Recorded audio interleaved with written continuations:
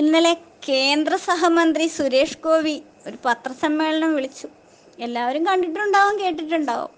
ഇപ്പോൾ തൃശ്ശൂർ പൂരമാണോ വേണ്ടേ? വയനാടിൽ പാവങ്ങളെ അതിജീവനാണോ?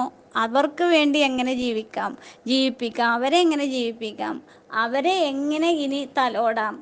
മരിച്ചവർ പോയി അവരുടെ വേദന ഒരിക്കലും തീരില്ല, അവരുടെ മനസ്സിലെ സങ്കടം ഒരിക്കലും തീരില്ല, അതൊരു ഭാഗത്ത്. പക്ഷെ അവരെ എങ്ങനെ ഇനി ജീവിക്കാം, അവർക്ക് ഇനി എങ്ങനെ ഒരു കൈത്താങ്ങാകാം, എന്തൊക്കെ സഹായം ചെയ്യാം? ഈ സമയത്ത് ഇതാണോ ആവശ്യം? അതാണ് ആദ്യം സുരേഷ് ഗോപി എന്ന് പറയുന്ന ആ മന്ത്രിയോട് ജനങ്ങൾ ചോദിക്കേണ്ടത്, ഈ തൃശ്ശൂരുകാർ ചോദിക്കണ്ടേ. ഒരു പെർഫെക്റ്റ് പൂരം എന്ന് പറഞ്ഞാൽ പഴയ പൂരം, സ്വാതന്ത്ര്യമുള്ള പൂരം.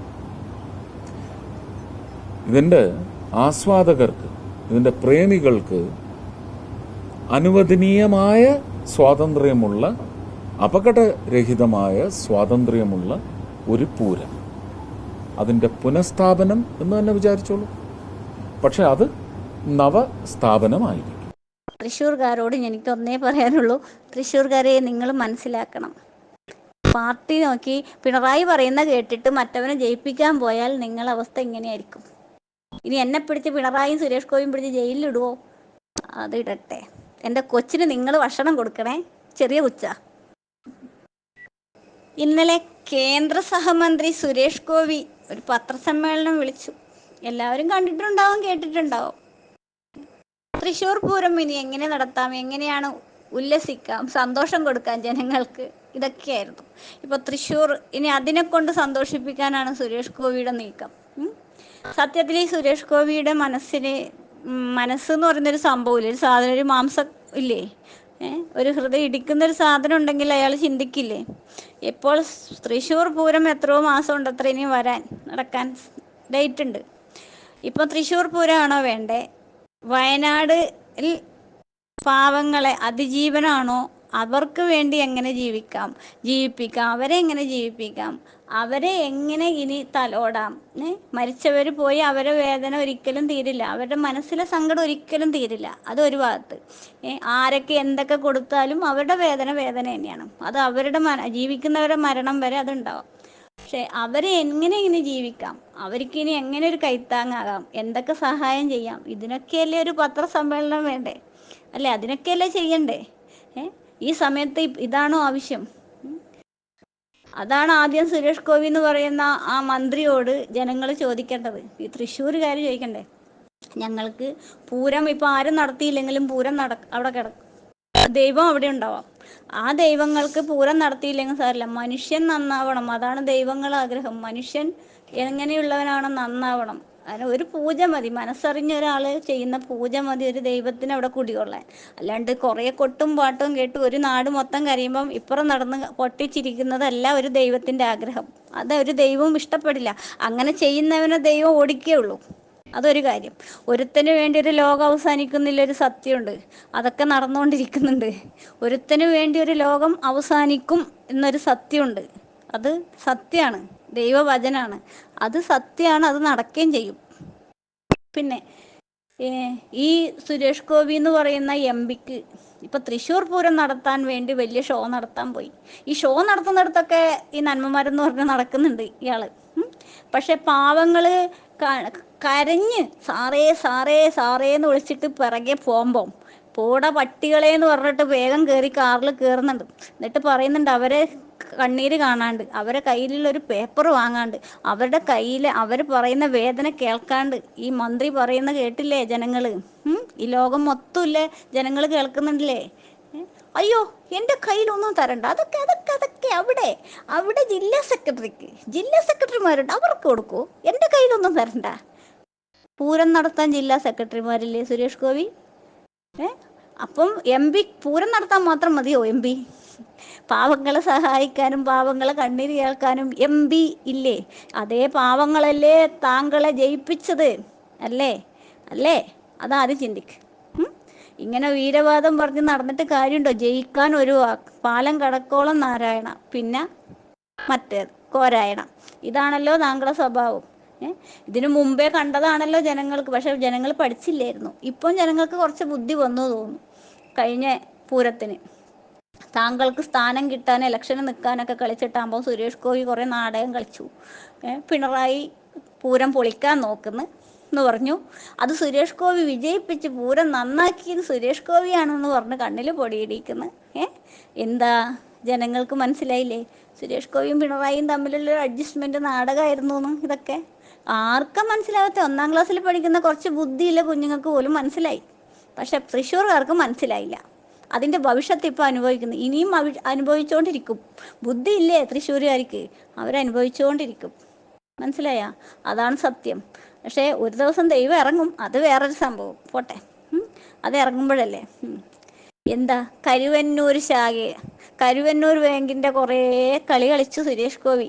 എന്ത് ഇലക്ഷൻ്റെ സമയത്ത് ഒരു ഓട്ടവും ചാട്ടവും മാരത്തോൺ മത്സരമായിരുന്നു സുരേഷ് ഗോപിനെ കൊണ്ട്.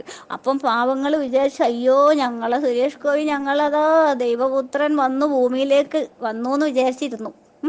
ദൈവമാണോ സാത്താനാണോ വന്നത് ഇപ്പോഴാണ് മനസ്സിലായത് ജനങ്ങൾക്ക്, തൃശ്ശൂർകാർക്ക്.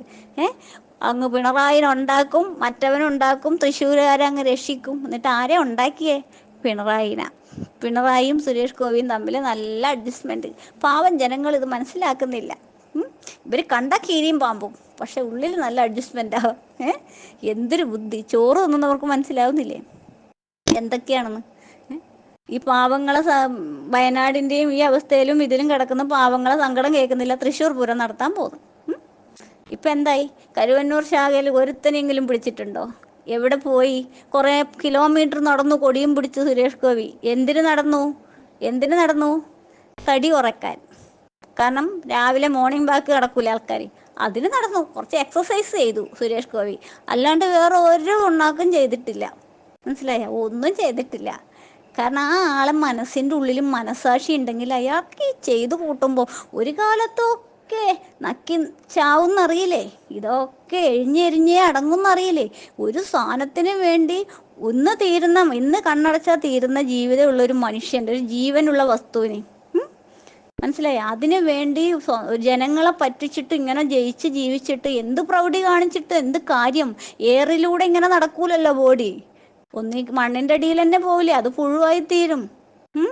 ബാക്കി കണക്ക് പറയണ്ടേ? പക്ഷെ ആ പോകുന്നതിന് മുമ്പിൽ എല്ലാം കണക്കും തീർത്തിട്ടല്ലേ പോകാൻ പറ്റും. ഇങ്ങനെയൊക്കെ ജീവിക്കേണ്ട ആവശ്യമുണ്ടോ? സിനിമയിൽ നല്ല അന്തസ്സിലെ പരിപാടി ഉണ്ടായിരുന്നു, എല്ലാവരും ബഹുമാനിക്കുന്നു. ഇപ്പം എന്താ ബഹുമാനം ഉണ്ടോ? ഇല്ല. പിന്നെ അവരെ വാലാട്ടിപ്പട്ടികൾ കുറച്ച് ബഹുമാനിക്കുക എന്ത് ചെയ്താലും. അതാണ് ഇപ്പോഴത്തെ കാലം. അപ്പോൾ പിന്നെ ഷിരൂര് ഒരു MP, ഒരു ഷിരൂര് പോയില്ല.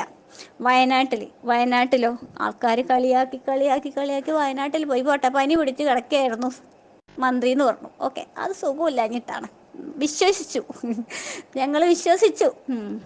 പിന്നെ അത് കഴിഞ്ഞ് പ്രധാനമന്ത്രിനെ കൊണ്ടുവന്നു. എന്നിട്ട് എന്തായി? പാവം ജനങ്ങൾ വിഡ്ഢിയായി. കുറേ ഫോട്ടോഷൂട്ട് നടത്തി. താടിയില്ല പൂപ്പനെ തലോടുന്നു എന്നൊക്കെ പറഞ്ഞ് ഫോട്ടോഷൂട്ട് നടത്തി. അത് പറയിക്കുക. ഒരു യൂട്യൂബ് ചാനലിലൂടെ പറയുന്നുണ്ട്, വലിയ നേതാവാണ്, നമ്മളെ കേരളത്തിലെ വലിയ നേതാവാണ്. അത് പറയുന്നുണ്ട്, എന്തുകൊണ്ട് രാഹുൽ ഗാന്ധി ചളിയിലൂടെ ഇറങ്ങിയില്ല? രാഹുൽ ഗാന്ധിക്ക് ഷോ നടത്താനല്ല രാഹുൽ ഗാന്ധി ജീവിക്കുന്നത്. ഇവരെ കണക്കെ ഉണങ്ങിയ പരവതാനി വിരിച്ചിട്ടാണ് നരേന്ദ്രമോദി വരുമ്പോൾക്ക് നിലം ഉണങ്ങി തരിശു ഭൂമി പോലെ ആയ പ്രദേശം. ആ സമയത്ത് പരവതാനി പോലെ നിലമാക്കി കൊടുത്ത് നല്ല പോലെ നടന്നു വന്നു. രാഹുൽ ഗാന്ധി എന്ന് പറയുന്ന ആ മനുഷ്യൻ വരുമ്പോൾ അവിടെ ശവപ്പറമ്പ് ഒഴുകി നടക്കുകയാണ്. പാവങ്ങളെ ബോഡി ഒഴുകി നടക്കുക. ആ മലവെള്ളപ്പാച്ചയിലാണ് ആ മനുഷ്യൻ വരുന്നത്.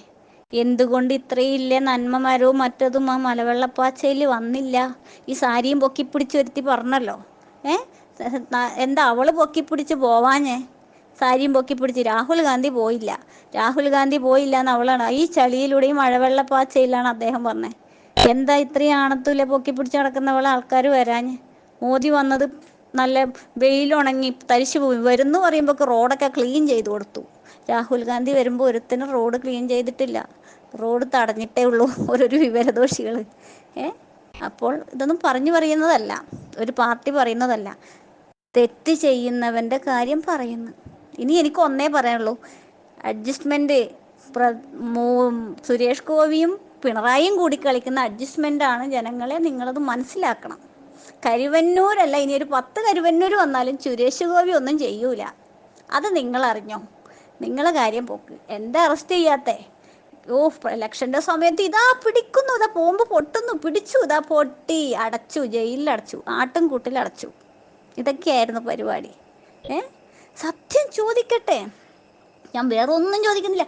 ഈ സുരേഷ് ഗോപി എന്ന് പറയുന്ന ഈ മനുഷ്യന് മനസാക്ഷി ഉണ്ടെങ്കിൽ ഒരു നേട്ടത്തിന് വേണ്ടി പല ജനങ്ങളെ പറ്റിച്ച് ജീവിക്കരുത് എന്നില്ല ബോധം ഉണ്ടാവണം.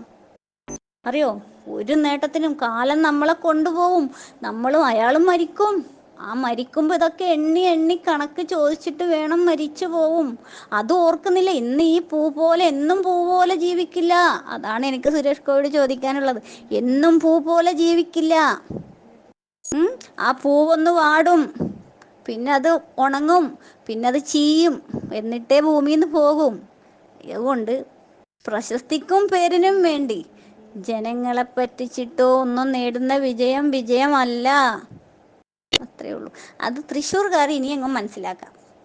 തൃശ്ശൂർക്കാരോട് എനിക്കൊന്നേ പറയാനുള്ളൂ, തൃശ്ശൂർക്കാരെ നിങ്ങൾ മനസ്സിലാക്കണം. പാർട്ടി നോക്കി പിണറായി പറയുന്ന കേട്ടിട്ട് മറ്റവനെ ജയിപ്പിക്കാൻ പോയാൽ നിങ്ങളെ അവസ്ഥ ഇങ്ങനെയായിരിക്കും. ഇനി എന്നെ പിടിച്ച് പിണറായിയും സുരേഷ് ഗോപിയും പിടിച്ച് ജയിലിലിടുവോ? അത് ഇടട്ടെ. എൻ്റെ കൊച്ചിന് നിങ്ങൾ ഭക്ഷണം കൊടുക്കണേ, ചെറിയ കൊച്ചാ.